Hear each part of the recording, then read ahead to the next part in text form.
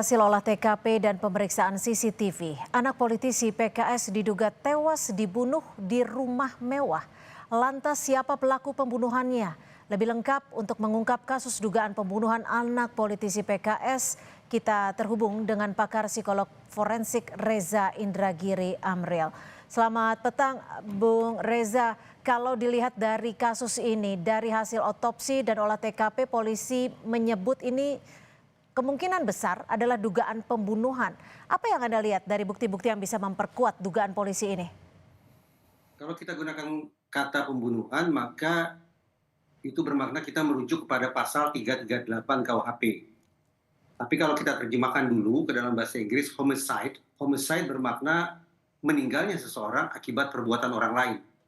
Meninggalnya seseorang akibat perbuatan orang lain tidak semata-mata akibat pembunuhan, dengan kata lain tidak semata-mata akibat pasal 338. Tapi ada orang yang meninggal akibat perbuatan orang lain, misalnya akibat dalam bentuk penganiayaan, dalam bentuk pengeroyokan, dalam bentuk pembunuhan berencana, dan seterusnya yang mengakibatkan bahwa ternyata kemungkinan penggunaan pasalnya menjadi sangat beragam.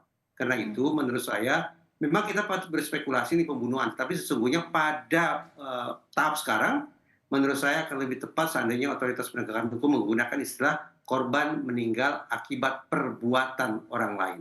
Oke, karena kemungkinannya masih bisa beragam. Lalu ini kan korban disebut sempat menelpon orang tuanya. Apakah di sini bisa ditelusuri siapa dugaan dari pelakunya?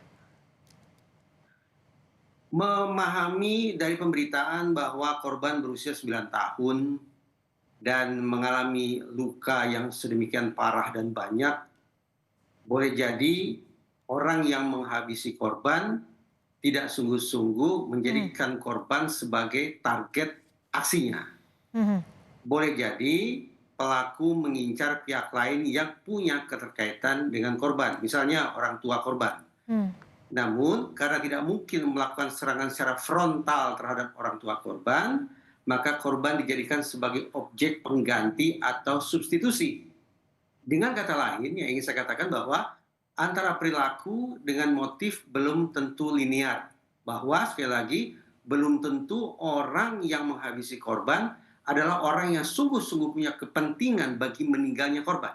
Hmm. Tetapi pihak yang menjadi pihak kepentingan si pelaku adalah pihak lain, namun karena tidak bisa mencapai pihak tersebut, maka dicarilah pihak pengganti yang dalam hal ini adalah korban. Pertanyaan, kenapa korban yang satu ini dijadikan sebagai substitusi?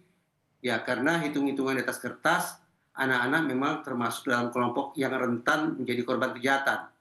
Lemah secara fisik, lemah secara psikis, dan juga mungkin lemah secara sosial. Ya, Bung Reza, jika Anda menyebutkan bisa jadi ini korban adalah substitusi pengganti, apakah ada kemungkinan besarnya bahwa pelaku merupakan orang dekat atau orang yang kenal dengan keluarga korban? Tentu harus dilakukan pemeriksaannya oleh pihak kepolisian, tetapi saya membayangkan bahwa sang pelaku memiliki akses ke rumah tersebut, kemudian bisa memperkirakan kondisi di dalam rumah tersebut seperti apa, mungkin anak dalam kondisi tidak terjaga atau sendirian saja.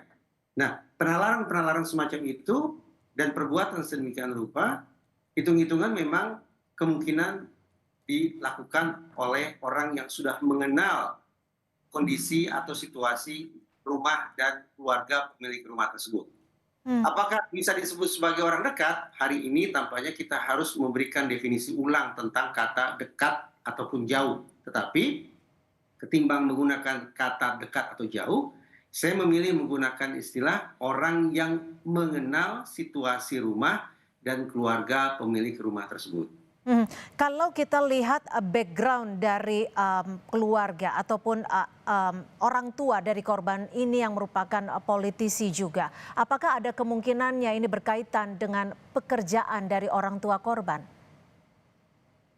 Sebagaimana saya katakan tadi, saya tidak membayangkan bahwa ada anak kecil berusia 9 tahun yang memicu orang lain untuk melakukan kekerasan yang sedemikian ekstrim, melakukan penusukan hingga puluhan. Saya tidak membayangkan anak sungguh-sungguh punya persoalan dengan pihak lain sehingga dia maaf harus dihabisi dengan tindak kekerasan yang sedemikian ekstrim. Karena itu saya berspekulasi bahwa adakah kemungkinan bahwa sang pelaku tidak sungguh-sungguh punya kepentingan dengan korban, tetapi dengan pihak lain yang memiliki keterkaitan atau hubungan dengan korban. Siapa itu? Yang paling dekat adalah keluarga korban. Apalagi ketika kemudian disebut bahwa misalnya keluarga korban berlatar belakang politisi, kemudian juga dari kalangan sosial ekonomi atas, maka informasi-informasi semacam itu sekali lagi membuka ruang spekulasi bahwa tidak terlalu kemungkinan bahwa pembunuhan atau maaf dihabisinya korban oleh sang pelaku ini bersangkut paut dengan status sosial ekonomi maupun pekerjaan orang tua korban. Baik, terima kasih atas perspektif dan insight dari psikolog forensik Reza Indragiri di Kompas Petang sore ini. Terima kasih, Bung Reza.